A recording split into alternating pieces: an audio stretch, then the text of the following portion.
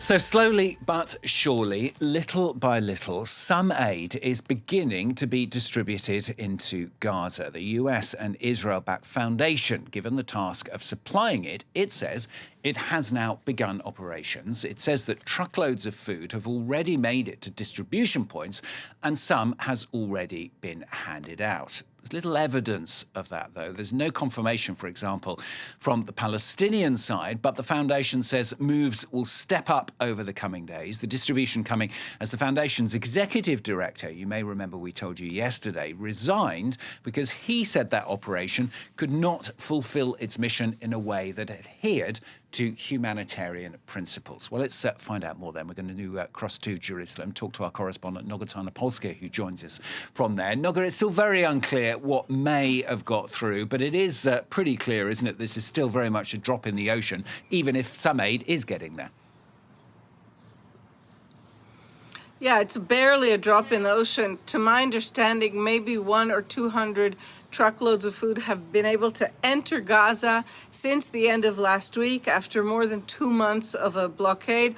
I'm not sure that very much of it at all has gotten to its destination, either to the warehouses or to individuals who need aid. We know that a few bakeries received enough flour to begin making bread, but it really is very, very, very paltry.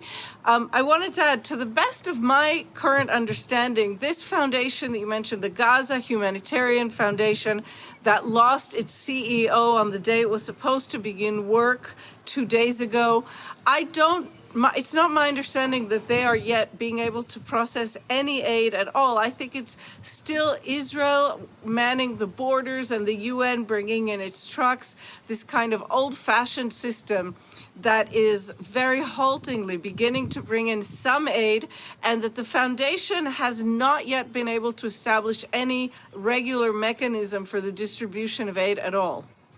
Meanwhile, Noga, Benjamin Netanyahu's been speaking, pledging to bring hostages home, and amid little no news as it stands on those plans for a 70-day ceasefire that would see 10 Israeli hostages released. Let's hear from him.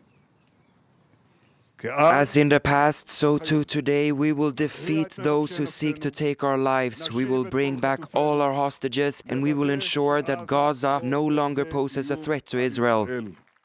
So, Noga, still no real update then on this potential peace plan?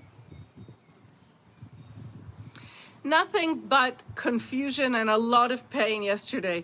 Prime Minister Netanyahu released in the evening a kind of casual video statement like he has begun doing in recent days, in which he said, I hope to have good news about releasing the hostages today, maybe tomorrow.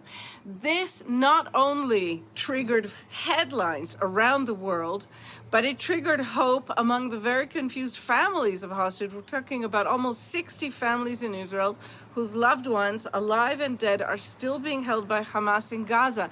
And it took about 20 or 30 minutes until Prime Minister Netanyahu's office released the humiliating statement that he had just been using a turn of phrase, a figure of speech, that of course he didn't really mean today or tomorrow. It was just his way of saying that we will always try and get the hostages out.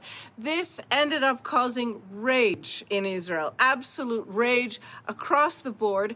And another bit of confusion was caused by the fact that it appears that 2 Trump envoys, Bishara Bachbach, the former head of Arab Americans for Trump, who had a hand in the release of the Israeli-American hostage Idan Alexander, and the envoy for everything, Steve Witkoff, who is supposed to be in charge of trying to end this Gaza war, that they had each proposed somewhat different proposals.